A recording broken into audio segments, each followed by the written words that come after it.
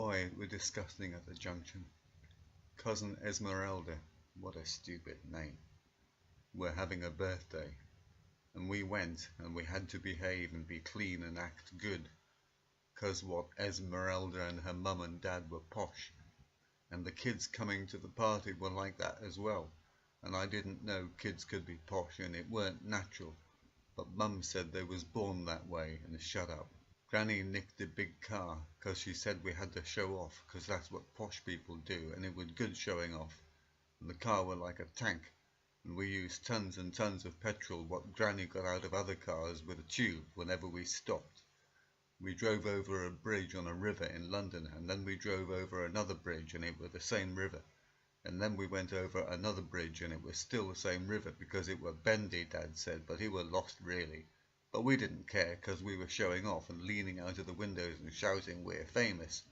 And tourists believed us and took photographs, and once we stopped because you wanted to pee, and some tourists gave Dad their camera to take a picture of them, and Dad kept the camera 'cause it were a good one, and the tourists ran after the car, but they couldn't do anything, Dad said, because they were Japanese and they didn't know nothing and he had fought them in the war, so it were fair. But Mum said he weren't in a war, and neither was Grandad, 'cause he was objectionable. And we got to Cousin Esmeralda's place, what was in Clapham, and Granny clapped her hands and cackled and said that this was up the Junction, and when she were a girl she used to come here stealing things, and we thought about Granny being a girl and didn't think she ever were. Auntie Myrtle said she had a friend who had a shop here, and we went to see him, and he was nice, and he had right long hair and smoked funny cigarettes and had a dog called Zena, and a shop what sold records, and it was good there, and Dad said it was specially good 'cause there was a pub beside it, and Uncle Ted and Dad and Grandad went to the pub, and Mum and Granny and me and you and Auntie Myrtle went shopping, and we took Zena shopping as well. But then Granny saw a woman wearing a fur coat, and she started off shouting and yelling, but the woman said what the fur wasn't real, so Granny stuck a cigar into the coat, and it smelt the same as when Uncle Ted accidentally kicked Ginger the cat into the fire, and we had to take him to the vet, and he bit the vet, and then they had to get another vet to fix Ginger, and a doctor to fix the vet, and it got complicated, but Ginger was okay, except he was a bit of a different colour, so we knew it were real fur, and Granny said it was cat fur what the woman was wearing, 'cause she knew by the smell. And Zena attacked the burning coat and helped the woman take it off, and the woman was screaming what she had been attacked, but she hadn't, she was just hysterical. Mum said what could you expect, and said she were a stupid bitch, and the woman was getting right excited, but Mum said she was talking about Zena, who was a girl dog, and what the woman had got it wrong. I ran after Zena and got her, and she was chewing on the coat and looked right happy. I got a purse out of the pocket in case Zena ate it, and it had loads of money in it and plastic cards, what was good. The woman ran away shouting about the police, and Mum and Granny couldn't stop laughing,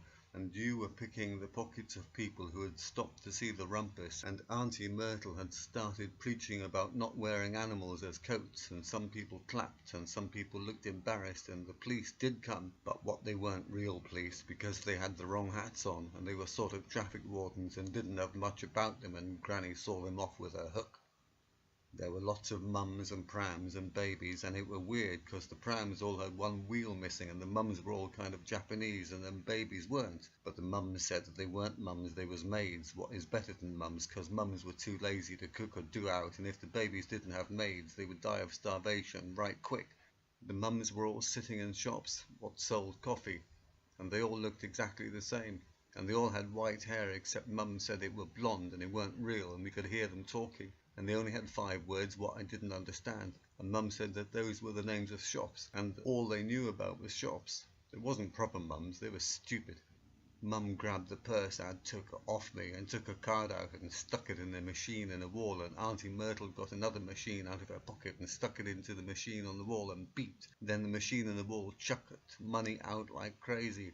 Granny were doing cartwheels up the street, and Mum were looking dangerous. Aunt Myrtle did her war dance. Uncle Ted were in trouble and it had to be sorted, and Zena stole purses from handbags from women waiting at the bus stops, and we marched up the street with Mum shouting out of the way and barging through the crowd using her elbows as rams. We got to the pub. Some kids had stolen Uncle Ted's wooden leg and were throwing it about on the street. The kids ran away when they saw us, and I would too, they was right.